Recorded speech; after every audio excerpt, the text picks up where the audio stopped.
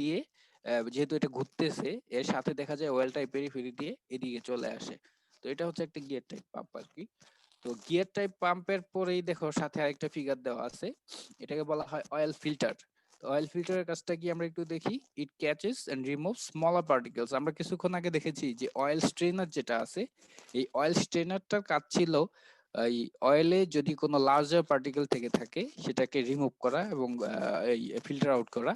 আর এখানে ফিল্টারটার অয়েল ফিল্টারটার কাজ হচ্ছে স্মলার পার্টিকেল যেগুলো আছে এইগুলোকে সে ফিল্টার করবে। তারপর দেখো অয়েল ফিল্টারের সাথে আছে অয়েল কন্ট্রোল রিং। এটা অলরেডি আমরা একবার দেখেছি, আজকে আবার দেখি। এই অয়েল কন্ট্রোল রিং এর গায়ে আমরা জানি যে এক ধরনের ছোট ছোট ছিদ্র থাকে, কাটা থাকে আর কি। ছিদ্র না তো কাটা থাকে, যে দেখো এখানে দেখা যাচ্ছে হালকা। তো এই কাটা থাকার একটা কারণ আছে, কারণটা কি এটা আমরা এখানে দেখলেই বুঝবো। এই অয়েল কন্ট্রোল রিংটার ফাংশনটা কি দেখো দেওয়া আছে, it collects oil fed through the piston and return to crankcase. এটা হচ্ছে সিলিন্ডারের গায়ে যখন লুব্রিকেশন করা হয় তখন সিলিন্ডারের গায়ে যে এক্সেস যে অয়েলটা আছে এই এক্সেস অয়েলটা সে কালেক্ট করে তার যে এই যে এখানে কাটা কাটা জায়গাগুলো আছে এইগুলো দিয়ে সে পিস্টনে পাঠায়। এই কাটা জায়গাগুলো দিয়ে পিস্টন রিংটা এই কাটা জায়গাগুলোর মাধ্যমে তোমার ওই লুব্রিকেশন অয়েলটা পিস্টন রিং এর মাধ্যমে সে তোমার ওই পিস্টনে যায় এবং পিস্টন থেকে এরপর আলটিমেটলি ক্র্যাঙ্কেজে ফেরত আসে। এটা হচ্ছে অয়েল কন্ট্রোল রিং এর কাজ। সাথে আছে দেখো আরেকটা অয়েল লেভেল ডিপস্টিক নামে একটা ইনস্ট্রুমেন্ট আছে। আমরা জানি যে এটার কাজটা কি। অয়েল লেভেল ডিপস্টিকের কাজ হচ্ছে it meters the oil quantity and quality in crankcase. আমাদের ক্র্যাঙ্কেজে যে অয়েলটা থাকে সেটার কোয়ান্টিটি এবং কোয়ালিটি এই দুইটাই মেজার করা হচ্ছে ডিপস্টিকের কাজ। তো ডিপস্টিকটা কিভাবে কোয়ান্টিটি কোয়ালিটি মেজার করে, ডিপস্টিকের গায়ে কিন্তু বিভিন্ন ধরনের পয়েন্ট আছে, দুইটা পয়েন্ট আছে, একটা আছে ম্যাক্সিমাম পয়েন্ট আর একটা আছে মিনিমাম পয়েন্ট। তো আমরা যখন ইঞ্জিন স্টার্ট দিব তখন কিন্তু প্রথমে আমাদের দেখে নিতে হবে যে লুব্রিকেটিং অয়েলটা কোন লেভেলে আছে, ম্যাক্সিমাম আর মিনিমাম পয়েন্টের মাঝখানে আছে কিনা। তো যদি মাঝখানে থাকে তাহলে বুঝতে হবে ঠিক আছে, আর যদি ম্যাক্সিমাম লেভেলের বেশি থাকে তাহলে যেহেতু অয়েল বেশি তাহলে কি করতে হবে, অয়েল কিছু পরিমাণ ড্রেন আউট করতে হবে, মানে কমিয়ে ফেলতে হবে। আর যদি মিনিমাম পয়েন্টের নিচে থাকে, যেহেতু কম আছে, মিনিমাম পয়েন্ট মানে কি সর্বনিম্ন পয়েন্ট, তাহলে সর্বনিম্ন পয়েন্টে কম থাকলে তখন আমাদের এখানে লুব্রিকেশন আরো সাপ্লাই দিতে হবে, লুব্রিকেটিং অয়েল। তো এটা হচ্ছে এইভাবে হচ্ছে তোমার আমাদের অয়েল লেভেল ডিস্ট্রিক্টটা আমাদের কাজ করে আর কি। আর এটা দিয়ে আমরা কোয়ালিটি কিভাবে দেখি, আমরা যখন এটা তোমার ওই ক্র্যাঙ্কেজে ঢুকাই তখন এটা যখন বের করে নিয়ে আসি তখন এটার গায়ে লুব্রিকেটিং অয়েলটা লেগে থাকে। তো এটা দেখে লুব্রিকেটিং অয়েলের অ্যাপিয়ারেন্স অথবা তার যে ভিসকোসিটি এটাও আমরা বুঝতে পারি কিছুটা। তো এইভাবে আমরা এটার মাধ্যমে কোয়ালিটিটাও জানতে পারি যে আমাদের ইঞ্জিনের ভিতর যে লুব্রিকেটিং অয়েলটা আছে এটা ওয়ার্কিং কন্ডিশনে আছে কিনা। এখন আমরা এই ফোর স্পিড লুব্রিকেশন সিস্টেমের যে ওয়ার্কিং প্রিন্সিপাল এটা একটু দেখব। তো এখানে কিছু কথা লেখা আছে, দেখো এই কথাগুলো আগে আমরা দেখে নিই। In this system, an oil pump takes the oil from the oil sump through a strainer and delivers it through a filter to the main oil gallery at a pressure of 2 to 4 kg per centimeter square. তো এখানে বলছে যেটা একটা oil pump, একটা oil sump থাকে। Oil সাম্পটা মানে হচ্ছে যেটা তোমার অয়েলটাকে ধারণ করে, কন্টেইনার। এই কন্টেইনারটা থেকে একটা অয়েল পাম্পের মাধ্যমে অয়েল স্ট্রেনার হয়ে এটা যাচ্ছে কোথায়, অয়েলটা মেইন গ্যালারিতে যাচ্ছে। তারপর দেখো এখানে বলছে from the main gallery the oil goes through the drill passes to the main bearing. তো মেইন গ্যালারিতে যে দেখা যায় আমাদের ইঞ্জিনের ভিতরে বিভিন্ন যে ইনস্ট্রুমেন্ট গুলো আছে, এই কম্পোনেন্ট গুলো আছে, এগুলোর ভিতরে ছিদ্র করা থাকে। এই ছিদ্রগুলো দিয়ে মেইন গ্যালারি থেকে তোমার এই অয়েলটা চলে যাচ্ছে মেইন বিয়ারিংস এ। তারপর দেখো কি বলছে, the big end bearings receives oil from the main bearings. এই যে মেইন বিয়ারিং এ যে অয়েলটা চলে আসলো মেইন গ্যালারি থেকে, এই অয়েলটা থেকে কিছু পরিমাণ অয়েল চলে যাবে বিগ এন্ড বিয়ারিং। তারপর বলছে দেখো and the small end bearing and the piston receive oil from the big end bearing. আমাদের যে পিস্টন আছে এবং আমাদের যে স্মল এন্ড বিয়ারিং আছে এই দুইটা আমাদের যে দুইটার লুব্রিকেশনের জন্য যে অয়েলটা দরকার সেটা আসতেছে আবার বিগ এন্ড বিয়ারিং থেকে। স্যার, হ্যাঁ অয়েল বলো। সাম বলতে কি আমরা হচ্ছে মানে তেলের ট্যাঙ্কি বোঝাচ্ছি, মানে যেখানে আমরা মেইনলি তেলটা দিচ্ছি? হ্যাঁ, তেল যেখানে থাকে আর কি। ওকে। সেখান থেকে স্যার মানে একটা হচ্ছে মানে আচ্ছা মাধ্যমে শোনো, চলে গেল। আমরা হচ্ছে একটা ফিগার দেখবো, তো ফিগারটা দেখলে আর বুঝতে পারবা, ফিগার দেখে না বুঝলে পরে প্রশ্ন করো, ঠিক আছে? জি জি আমি স্যার। একবার এই লাইনগুলো একবার বলে নিই। এরপর দেখো, আমরা দেখলাম যে কোথায় গেল, এখান থেকে বিয়ারিং থেকে পিস্টন, আর হচ্ছে স্মল এন্ড বিয়ারিং এ আমরা এটা দিলাম। এরপর দেখো বলছে piston and cylinder walls receive oil from the piston pin, so drill holes and oil ring in the piston. এই পিস্টনের গায়ে যে একটা অয়েল কন্ট্রোল রিং আছে আমরা জানি, তো সেটার গায়ে ছিদ্র করা থাকে।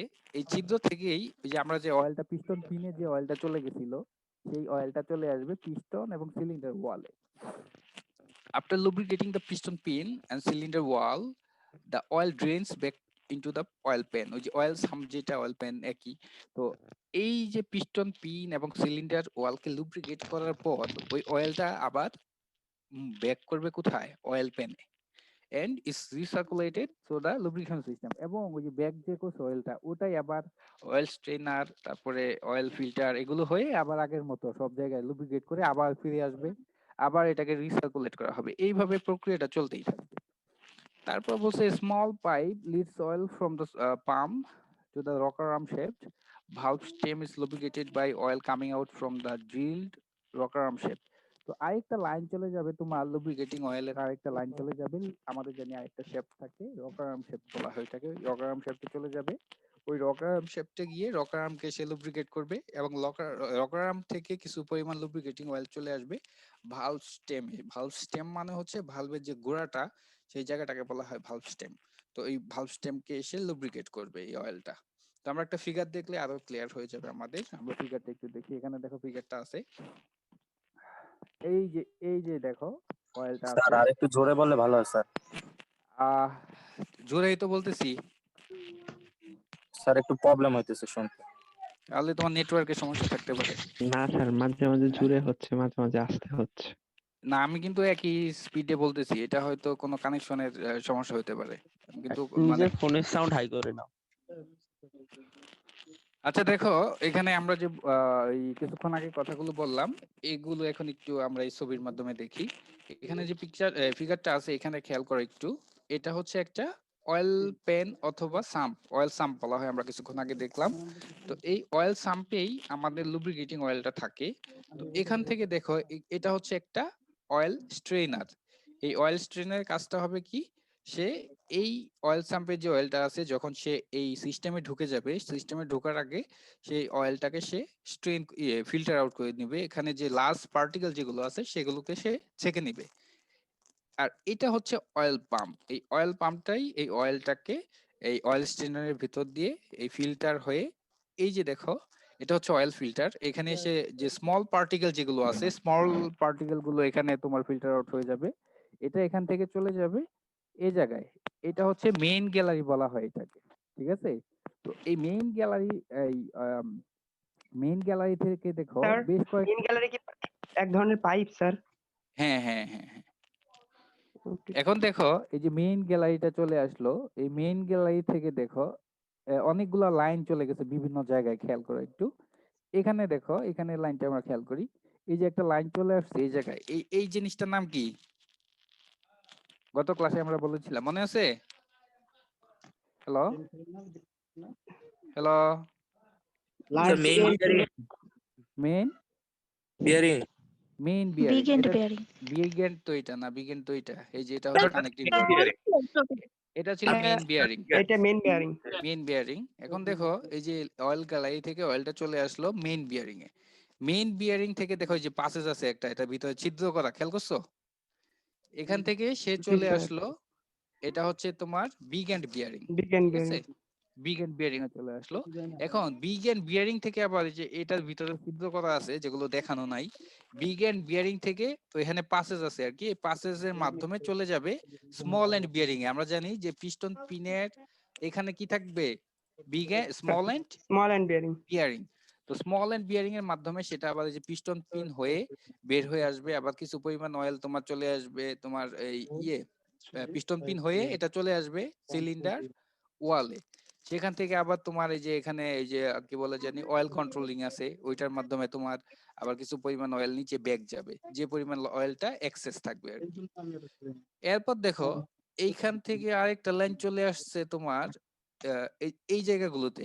এটা কি শেফট মনে আছে? ক্যামশেফট ক্যামশেফটে কি থাকে? ক্যামশেফট রকারাম ক্যামশেফটে থাকে কি থাকে? ক্যামশেফটে মনে আছে? Sir sir push rod post rod থাকে, কিন্তু আসল জিনিস কি থাকে? ক্যাম, ক্যাম ঠিক ক্যাম না? থাকে ক্যাম Cam থাকে। থাকে। আমরা জানি যে ক্যামটাই তো পুশ রডকে কি করে? পুশ করে, ঠিক না? পুশ করে, জি স্যার। হ্যাঁ, তো এইখানে একটা আমাদের একটা আছে, যেহেতু এইটাকে একটু লুব্রিকেট করার প্রয়োজন পড়ে। তারপর দেখো এই দিক থেকে আরেকটা লাইন তোমার চলে আসছে। এই গিয়ারটার নাম কি মনে আছে? টাইমিং গিয়ার টাইমিং গিয়ার যেহেতু একটা গিয়ার আরেকটা গিয়ারের উপর চলে, তো এই জন্য এখানে একটু লুব্রিকেশনের প্রয়োজন আছে, এই জন্য একটা লাইন চলে আসছে এই জায়গায়। তারপর দেখো এখান থেকে মেইন গিলারি থেকে আরেকটা লাইন চলে গেছে এই যে এই শেপটাতে, এই শেপটাকেই বলা হয় কিন্তু রকার আর্ম শেপ। রকারাম তো এই রকার আর্ম শেপটের মাধ্যমে তোমার কিছু পরিমাণ এই লাইন থেকে কিছু পরিমাণ অয়েল চলে যাবে রকার আর্ম থেকে চলে যাবে ভালভ স্টেম, যেটাকে আমরা বলি ভালভের গোড়া, যেটা আর কি এটাতে। এটার মাধ্যমে তোমার এই যে ভালভটা হয়ে যাবে আর কি, লুব্রিকেট হয়ে যাবে আর কি। এরপর এখানে যে অয়েলটা থাকবে, সেটা এক্সেস অয়েলটা থাকবে, সেটা আবার এদিক থেকে মুভ করে আবার চলে আসবে অয়েল সাম্পে। আবার এখান থেকে আরেকটা লাইন এই যে অয়েল গজ যেটা আছে, এটাতেও কিন্তু এই যে এখানে যে পয়েন্টারটা আছে, এটা কিন্তু মুভ করে, আমরা জানি ঘড়ির কাঁটার মতো। তো যেহেতু এটা মুভ করতেছে, এটারও লুব্রিকেশনের প্রয়োজন পড়বে। তো এটা এই যে এই জন্যই একটা লাইন আমরা এখান থেকে অয়েল গেজে নেওয়া হয়েছে। এখন প্রশ্ন আছে কারো এটা নিয়ে? স্যার অয়েল ভালভের পর গজের থেকে কাজটা স্যার কি? একটু বোঝেন তো। স্যার স্যার অয়েল ভালভের গজের পর কাজটা কি? থেকে অয়েল গজে তোমার যেটা দেখে এখানে যে সিস্টেমের যে প্রেসারটা, এই যে এটা যে চলতেছে সিস্টেমটা, এটা কিন্তু জি চলতেছে স্যার। প্রেসারের মাধ্যমে। এই সিস্টেমের প্রেসারটা মনিটর করে। Okay sir. স্যার ভালভের পর থেকে একটু স্যার দেখেন তো। ভালভের মানে ভালভের পর থেকে স্যার কোন দিকে গেল একটু স্যার, ওটা আরেকটু দেখেন। মানে ভালভে আসার ভালভে ভালভে তো আসলো, আসার পরে এই যে ভালভে আসছে, দেখছো? হ্যালো জি স্যার দেখছি স্যার। জি এই স্যার দেখো, দেখছি স্যার। এই যে দেখো অয়েলটা ভালভকে লুব্রিকেট করার পর এই যে বাইরে দিয়ে যে পড়তেছে, এই যে ফুটাই ফুটাই, খেয়াল করছো? জি স্যার খেয়াল করছি স্যার। এটা ফুটাই ফুটাই পড়ে যাবে, এই যে অয়েল সাম্পে চলে আসবে। আবার অয়েল পাম্পে আসবে। হ্যাঁ, অয়েল সাম্পে চলে আসবে, মানে লুব্রিকেট করার পর যে অয়েলটা এক্সেস থাকবে, এই দেখো ফুটাই ফুটাই পড়তেছে সব জায়গা থেকে, খেয়াল করছো? এই যে এগুলো জি হচ্ছে স্যার ফুটা ফোটা। ফুটা। তো এই জিনিসগুলা পরে অয়েল সাম্পে ব্যাক করবে আর কি। কার কোনো প্রশ্ন আছে? স্যার রিং এর যে অয়েলটা ওটাও কি ফোটায় ফোটায় নিচে আসবে নাকি ওটা আবার রিং যে অয়েলটা কালেক্ট করবে, ওইটা ওই যে ভিতর দিয়ে ড্রিল করা আছে আর কি, ওই ড্রিল করা পাসেস দিয়ে চলে আসবে নিচের দিকে আর কি, বুঝছো? ও স্যার মানে আবার বিগ স্যার এন্ড বিয়ারিং এর দিকে আসবে? হ্যাঁ হ্যাঁ, এই যে কানেক্টিং রড টড এই দিক দিয়ে ছিদ্র করা থাকে, ওই নিচের দিকে পড়ে যাবে স্যার ওইভাবে আর কি। হ্যাঁ বলো। আর স্যার মেইন হচ্ছে সবসময় গ্যালারি থেকে সব জায়গায় পাস হচ্ছে, হ্যাঁ হ্যাঁ, এক্সট্রাটা এই জন্য এটার নাম হয়েছে গ্যালারি আর কি, মেইন গ্যালারি বলা হয় এটাকে। স্যার টাইমিং এর কাজটা কি? হ্যালো, স্যার টাইমিং এর কাজ টাইমিং গিয়ারের কাজ এটা কি? তুমি কোন সেকশনের? Sir B section. বি, তোমাদের পড়ায় নাই? হ্যালো, স্যার পড়ানো ছিল, এখন মনে নাই আর কি ক্লিয়ার নাই। স্যার এগুলা পড়ানো তো ছিল, এখন মনে নাই আর কি বেশি। মনে না থাকলে কেমনে হবে? এটা দেখো, টাইমিং গিয়ার হচ্ছে টাইমিং গিয়ার, নাম শুনে বোঝা যাচ্ছে যে একটা সময়ের বিষয় আছে এই জায়গায়। এই যে আমাদের যে ভালভটা আছে, এই ভালভটা তোমার খুলবে কখন? কোন স্ট্রোকে খুলবে ভালভটা? হ্যালো, এই প্রশ্ন কে করছিলা? হ্যালো, স্যার খুলবে তো স্টকে। কোন স্ট্রোক, কখন, কোন ঘটনার সময় খুলে ভালভটা বলো তো? স্যার খুলবে স্যার কারণ এক্সহাস্ট আর সাকশন আর এক্সহাস্ট এই দুই। সাকশন আর এক্সহাস্ট, ও তো পারতেছে না। সাকশন আর এক্সহাস্টের সময় খুলবে, বাকি যে দুইটা ঘটনা তোমার কম্প্রেশন এবং পাওয়ার, এই দুইটা সময় কি খোলা থাকবে না বন্ধ থাকবে? এটা বন্ধ থাকবে তো। বন্ধ থাকবে। এই যে টাইমিংটা, এই যে টাইম হিসাব করে ক্যালকুলেট করে কিন্তু এগুলো ডিজাইন করা হয়, ঠিক আছে? এই যে এখান থেকে এই টাইমিং গিয়ারের মাধ্যমে তোমার ক্র্যাঙ্কশ্যাফট থেকে যে পাওয়ারটা যাচ্ছে ক্যামশ্যাফটে, কেন যাচ্ছে? ক্যামশ্যাফটটা আমার কেন প্রয়োজন হচ্ছে? এই ভালভটাকে খোলার জন্য, বন্ধ করার জন্য, ঠিক না? হ্যালো, জি স্যার। এই যে হ্যাঁ। সময়টা মেনটেন করে তোমার এই কাজটা করা হয়, এই জন্য এইটার নাম হচ্ছে কি টাইমিং গিয়ার, যে কখন পাওয়ারটা তোমার কি বলে গিয়ারটা খুলবে, কখন বন্ধ হবে, ওই ওই রেসপেক্টেই কিন্তু এখান থেকে এই শেপ থেকে এই শেপটে পাওয়ারটা ট্রান্সমিট করা হয়। এই শেপটার নাম হচ্ছে ক্র্যাঙ্কশ্যাফট। আমরা জানি পাওয়ারটা ডেভেলপ হয় মেইনলি কোথায়, ক্র্যাঙ্কশ্যাফটে।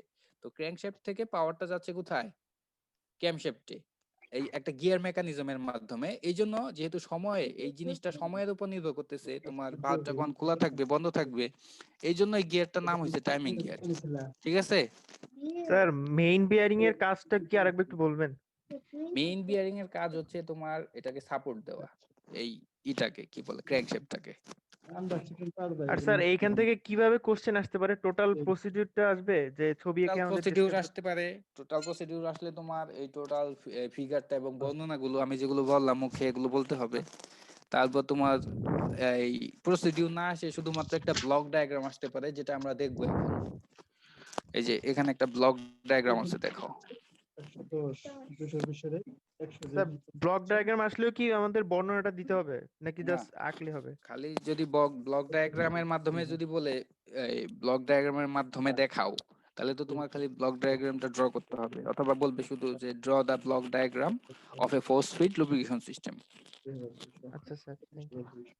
আচ্ছা, আগেরটাতে যদি আর কোনো প্রশ্ন স্যার না থাকে, হ্যাঁ বলো।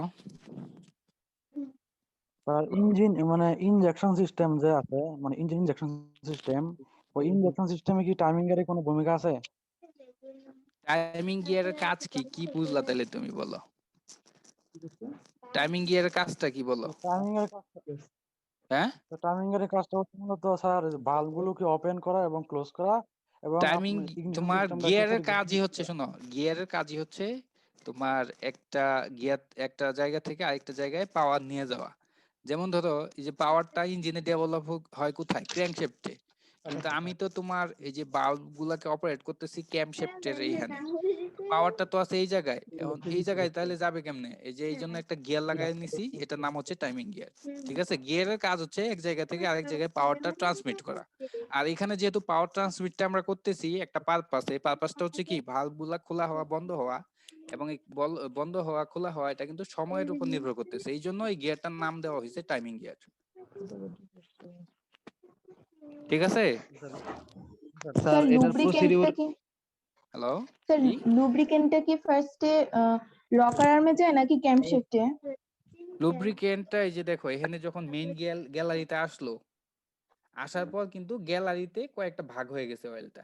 একটা চলে আসতেছে মেইন বিয়ারিং এ, একটা চলে যাচ্ছে তোমার এই যে এইদিকে দেখো রকার আর্মের দিকে, আরেকটা চলে যাচ্ছে তোমার ক্যাম্পশেফটের দিকে। এই যে এগুলা যে ঘটনাগুলা ঘটে, এই ঘটনাগুলো একসাথে ঘটে।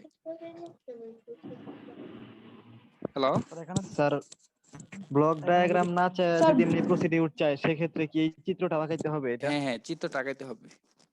ঠিক আছে। স্যার নিচে ব্লক ডায়াগ্রামে দেওয়া যে রকার আর্মে যাওয়ার পরে তারপরে যে পড়তেছে তখনই ক্যাম্পশিফটে যায়, আসলে কি মানে আলাদা একটা ওয়ে দিয়ে ক্যাম্পশিফটে যায় নাকি রকার আর্ম থেকেই পড়ে যায়? এই যে দেখো ক্যাম্পশেফটে তো এই যে আলাদা ভাবে এই যে কি বলে এই যে এই জায়গা থেকে এই যে একটা লাইন চলে গেছে, দেখো এটা তো ক্যাম্পশেফট। ঠিক আছে? হ্যালো, জি স্যার, দেখো বুঝেছি। এটা হচ্ছে ক্যাম্পশেফট। আর এখান থেকে দেখো যে পাসেস এক একটা চলে গেছে কিন্তু ক্যাম্পশেফটের এইদিকে, খেয়াল করে দেখো। আবার জি তোমার স্যার, বুঝেছি। এখান থেকে অয়েল গুলো যে পড়তেছে এগুলো তো এই যে ক্যাম্পশেফটের এই দিক দিয়ে বেয়ে পড়তেছে আর কি, এগুলো দেখানো হয়েছে। এই যে ব্লক ডায়াগ্রামটা যদি দেখি আমরা এখানে একটু খেয়াল করো, প্রথমেই যাচ্ছে কোথায়, ক্র্যাঙ্কেজ থেকে যাচ্ছে স্ট্রেনারের মাধ্যমে অয়েল পাম্পে, অয়েল পাম্প থেকে যাচ্ছে অয়েল ফিল্টারে, অয়েল ফিল্টার থেকে যাচ্ছে কোথায়, মেইন গ্যালারিতে। এরপর এই মেইন গ্যালারিতে কয়েকটা চ্যানেলে ভাগ হয়ে গেছে অয়েলটা। একটা চলে যাচ্ছে টাইমিং গিয়ারে, একটা চলে যাচ্ছে তোমার মেইন বিয়ারিং এ, আরেকটা চলে যাচ্ছে লার্জ এন্ড বিয়ারিং এ, আরেকটা চলে যাচ্ছে রকার আর্ম এন্ড শ্যাফটের দিকে, আরেকটা চলে যাচ্ছে কোথায় তোমার প্রেসার গজের এই দিকে। এখন এখানে লার্জ এন্ড বিয়ারিং থেকে আবার যাইতেছে দেখো যাচ্ছে কোথায়, স্মল এন্ড বিয়ারিং এ।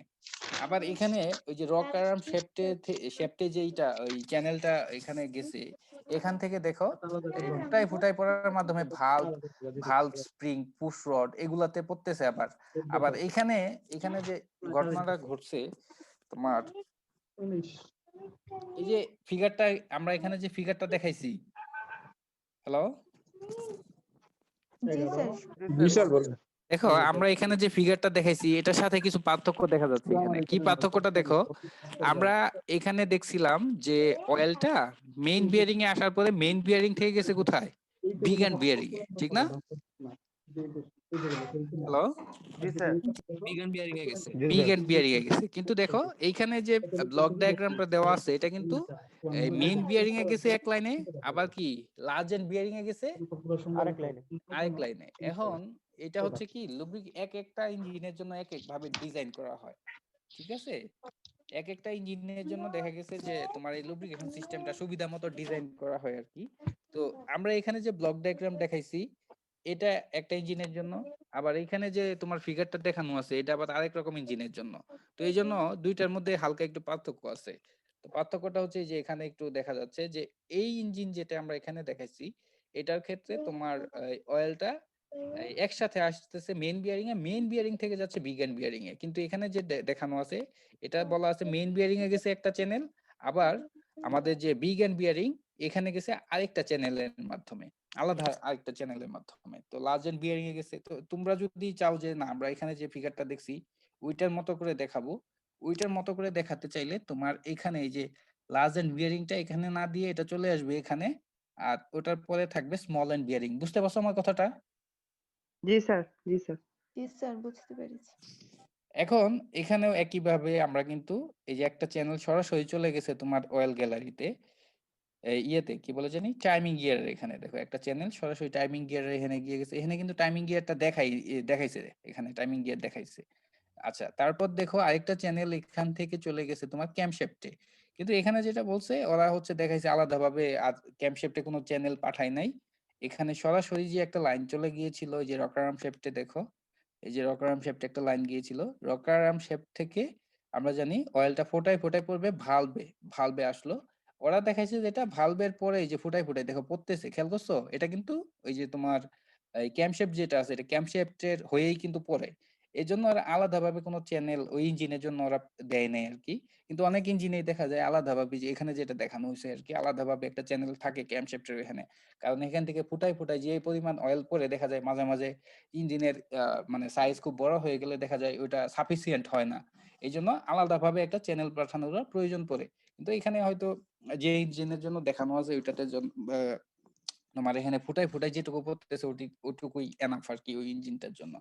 তো আমরা যদি এটার কথা ভাবি তাহলে আমাদের একটা চ্যানেল আলাদাভাবে কিন্তু ক্যামশেফটেও চলে গেছে, যেটা এখানে আলাদাভাবে যায় নাই, এটার জন্য যায় নাই ক্যাম এন্ড ক্যামশেফটের জন্য। তো আমি আলাদাভাবে দেখাইলেও হবে, অথবা আমি যদি এখানে যেটা আছে দেখাই যে ভালভ এই রকারামে গেছে, রকারাম থেকে ফোটাটা পড়তেছে ভালভে, ভালভ থেকে পড়তেছে ক্যামশেফটে, এভাবেও হবে। তুমি যে কোনো দুই ভাবে দেখাইতে পারো। তারপর দেখো আরেকটা লাইন আমরা বলছিলাম ওই যে প্রেসার গ্যাস, যেটা অয়েল গ্যাস প্রেসার গ্যাস যেটাই বলি না কেন, তো সেটাতে গেছে আর কি। তো এই ইঞ্জিনে এই যে এখানেও গেছে প্রেসার গ্যাস আর ওই যে অয়েল গজ, যেটা প্রেসার গজ অয়েল গজ দুইটাই কিন্তু সেম, ঠিক আছে? তো অয়েল গজ লিখলেও হবে প্রেসার গজ লিখলেও হবে, একটা লাইন চলে যাবে সেখানে, কারণ ওখানে একটা পয়েন্টার থাকে, পয়েন্টারটা যেহেতু ঘড়ি কাঁটার মতন রোটেট করে সেহেতু ওইটারও একটা লুব্রিকেশনের প্রয়োজন পড়ে। প্রশ্ন আছে কারো কোনো? না স্যার। না স্যার। ওকে, তাহলে আমাদের লুব্রিকেশন সিস্টেমটা কিন্তু শেষের দিকে চলে এসেছি আমরা। তো এখানে লুব্রিকেশন সিস্টেমের একটু মেইনটেনেন্স এর ব্যাপার আছে আর কি।